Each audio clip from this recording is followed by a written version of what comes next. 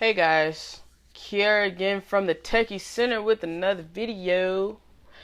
So today, changing up a little bit, we are going to talk about the difference between an Apple TV and a Nexus player. So, most people don't know that I have both. And it kind of sort of makes no sense to have both, but listening to my reasoning. So, I actually used to have a Chromecast. I loved my Chromecast. I absolutely loved it. And somehow I lost it when I came back home after the summer last year. So fortunate enough for me, last summer, the people I was working for, my boss, they bought me a Nexus player. And they bought me a gamepad to go with it. So, I've had that. I had that up until January connected to the TV because I don't watch cable a lot. Like, it might not seem like it because I like Steven Universe. I like, Rick and Morty. I like normal things that come on TV. I just, watch them through Hulu, Netflix, and the internet. So, it is what it is. But come around like March, I decided, all right, I want an Apple TV. Now, why did I get an Apple TV? Pretty much the same thing. The difference for me was really the podcasting and the connectivity to my Apple products. So I use, I have my personal iPhone, and then I have a Mac that I use mostly for development. And I was just like, it would be so much better, cooler, what have you, if I could just, connect all my Apple products together and share music from it, stream, without Chromecast. Because, I honestly don't think the Chromecast variable works very well. Whether you have a Chromecast itself or the Nexus player with the Chromecast installed, I don't think it works well from the internet. And it just bugs me. So I was like, okay, I'm just going to get this Apple TV. I got, the version 2 before the little fancy remote.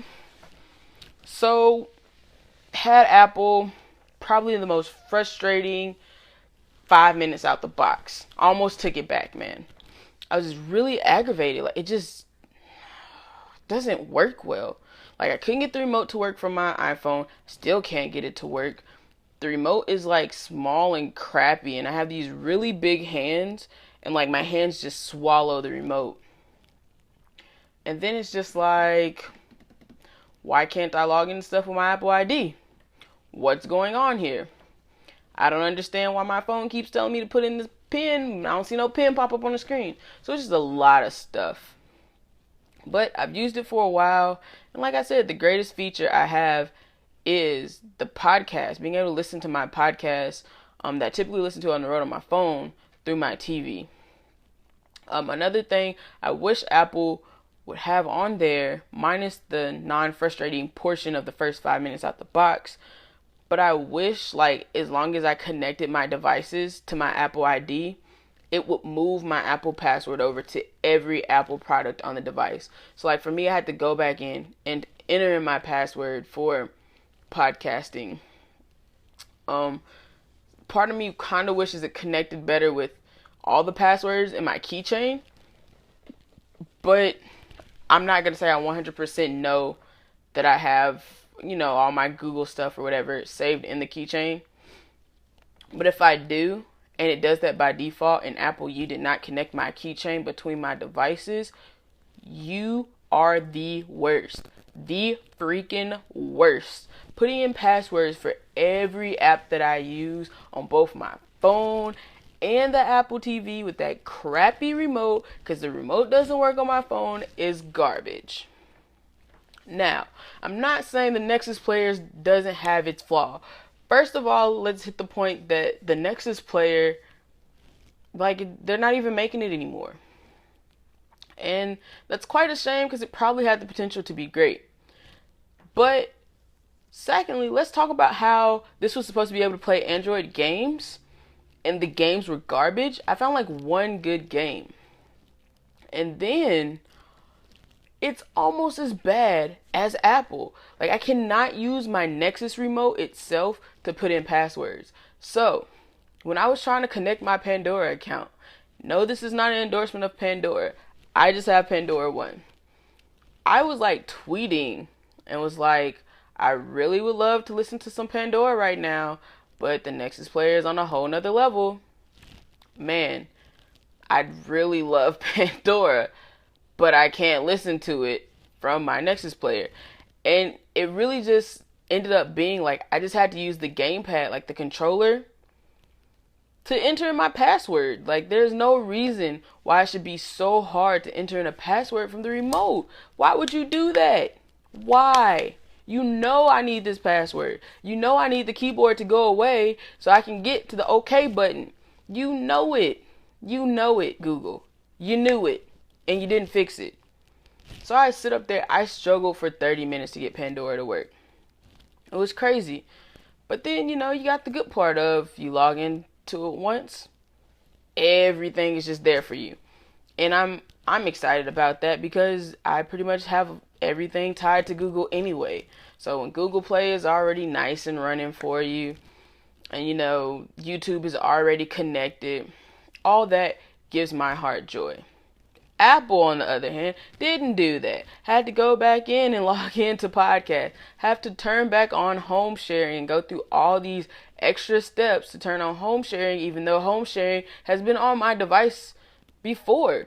Because I didn't know what it was when I first got my Mac. So I just cut it on, even though nothing else is using my Apple ID.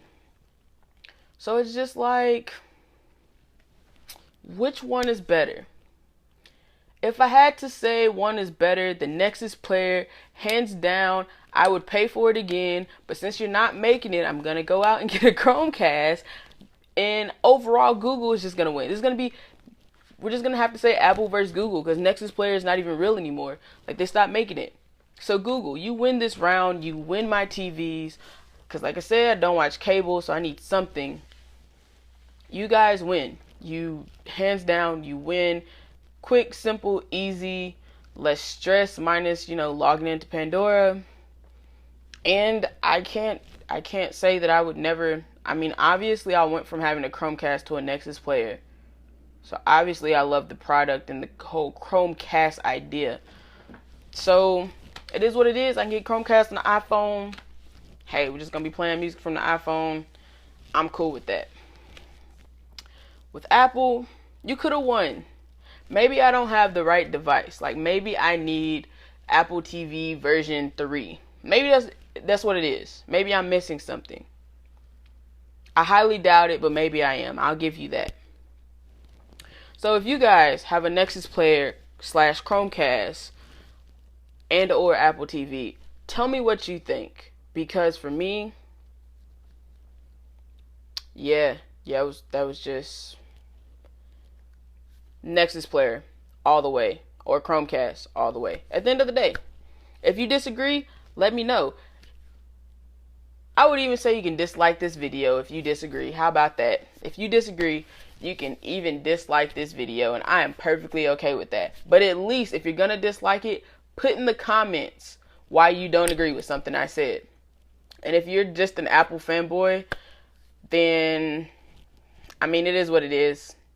We'll never come to an agreement or understanding. So, you can put all you want to. Apple Supreme. It's not going to work. I'm not anybody's fanboy. I work with whatever works with my life.